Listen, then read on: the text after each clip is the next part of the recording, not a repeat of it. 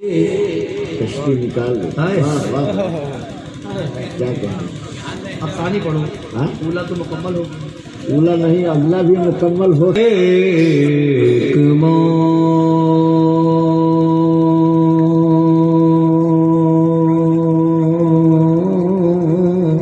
इतनी लंबी मौज भी नहीं होता है। क्या बात है। हर एक मौज से, हर एक मौज से, हर एक मौज से कश्ती निकाल देते हैं, हर एक मौज से। बस बहुत अच्छा है। ये मेरा मसला है, मैं कभी सर हो जाऊंगा, कभी सर हो जाऊंगा। हाँ, इसको एक जगह करके छोड़ दो।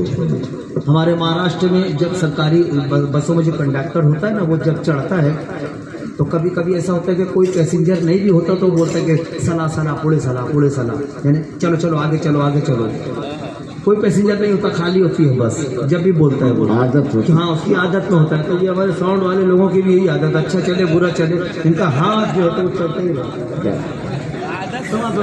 हर एक, हाँ ये हर एक मौज से कश्ती निकाल देते हैं, हर एक मौज से, हर एक मौज से कश्ती निकाल देते हैं, हर एक मौज से कश्ती निकाल देते हैं। भंवर की नाक में, भंवर की नाक में रस्सी जो डाल देते हैं, भंवर की नाक में। ये जो तरकीब है भंवर की नाक में, आप इसको समझने की कोशिश ना करें, है ना। चौथे मिसरे पे आप मेरे साथ सब्र करना। भंवर की नाक में रस्सी जो डाल देते, तैयार बैठे, देते हैं भंवर की नाक में। यही वो लोग हैं, यही वो लोग हैं जो डूबने नहीं देते, यही वो लोग हैं जो डूबने नहीं देते, यही वो लोग हैं जो डूबने नहीं देते।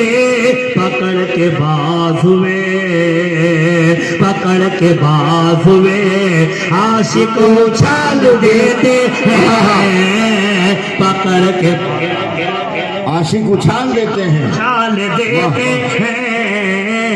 भंवर की नाक में रस्सी जो डाल देते हैं, भंवर की नाक में। जिंदाबाद। वाह। मैंने नाक के मुनकबत के कुछ शेर पढ़े। अब आइए एक नज़्म मुझे पढ़ना है खास तौर से।